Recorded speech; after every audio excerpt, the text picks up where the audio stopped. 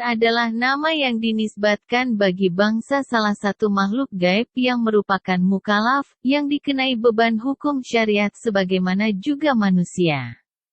Rasulullah Shallallahu Alaihi Wasallam juga diutus bagi mereka. Al-Quran Surah Adz-Dzariyat, ayat 56. Rasulullah Shallallahu Alaihi Wasallam bersabda, jin itu ada 3 kelompok. Kelompok pertama berupa ular, kalajengking dan serangga, kelompok kedua seperti angin di udara. Dan kelompok ketiga adalah kelompok yang akan dihisap dan mungkin diberi siksaan. Hadis riwayat Tirmidzi.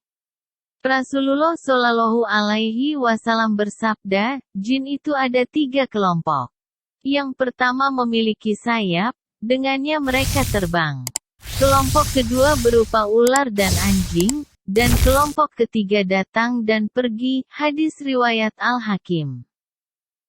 Asal pembentukan kata jin dari huruf jim dan nun menunjukkan makna tertutup. Syaikh al-Islam berkata, aku awal jin karena ketertutupannya dari pandangan manusia.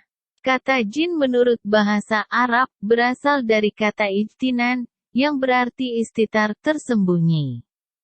Jadi jin menurut bahasa berarti sesuatu yang tersembunyi dan halus, sedangkan setan adalah sifat dari setiap yang durhaka dari golongan jin dan manusia.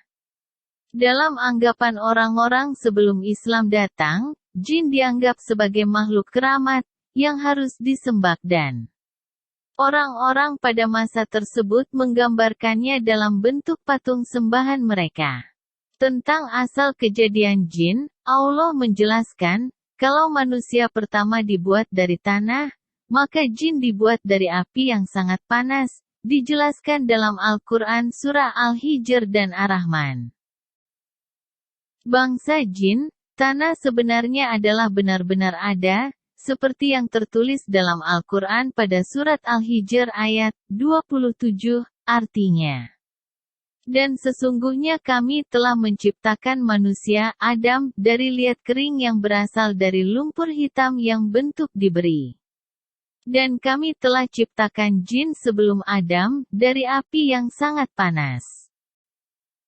Hanya keberadaan jin memang tidak bisa dilihat dengan mata biasa. Karena, seperti yang ditulis pada surat Al-A'raf 27, artinya, sesungguhnya ia, jin, dan pengikut-pengikutnya melihat kamu dari suatu tempat yang kamu tidak bisa melihat mereka. Sebenarnya ditidaktampakkan mereka sangat menguntungkan buat manusia dan merupakan rahmat Allah kepada manusia. Karena keberadaan jin yang jumlahnya lebih banyak daripada manusia akan membuat manusia kesulitan untuk dapat hidup berdampingan. Seperti disebutkan di atas, bangsa jin termasuk makhluk gaib. Tidak bisa kita lihat tetapi sesungguhnya ada. Karena mereka gaib, tentunya mereka tidak terikat dengan unsur kemanusiaan yang bersifat materialistik, seperti penyakit dan sebagainya. Otomatis umur mereka lebih panjang daripada manusia. Sehingga populasi jin lebih banyak daripada manusia. Inilah kenapa bangsa jin lebih banyak daripada manusia. Ayat Al-Quran Al-A'raf 179 membuktikan kalau jin juga berpopulasi seperti manusia. Kutipannya Al-A'raf 179, dan sungguh, akan kami isi neraka jahanam banyak dari kalangan jin dan manusia. Mereka memiliki hati, tetapi tidak dipergunakannya untuk memahami ayat-ayat Allah, dan mereka memiliki mata, tetapi tidak dipergunakannya untuk melihat tanda-tanda kekuasaan Allah. Dan mereka mempunyai telinga, tetapi tidak dipergunakannya untuk mendengarkan ayat-ayat Allah.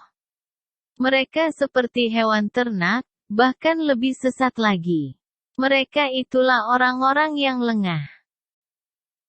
Juga karena sifat jin yang gaib, sehingga mereka tidak terikat dengan ruang, space, seperti yang manusia butuhkan. Ruangan seukuran 1 meter persegi mungkin didiami oleh ribuan jin.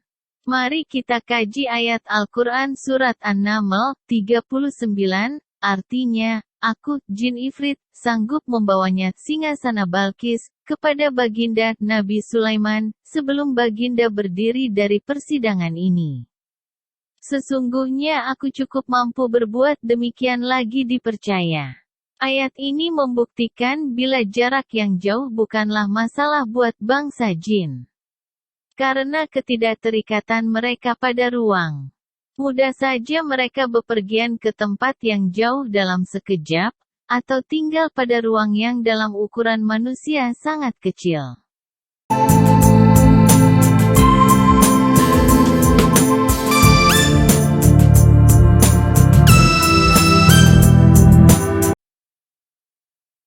Jin berbeda dengan malaikat, di mana semua malaikat pasti beriman.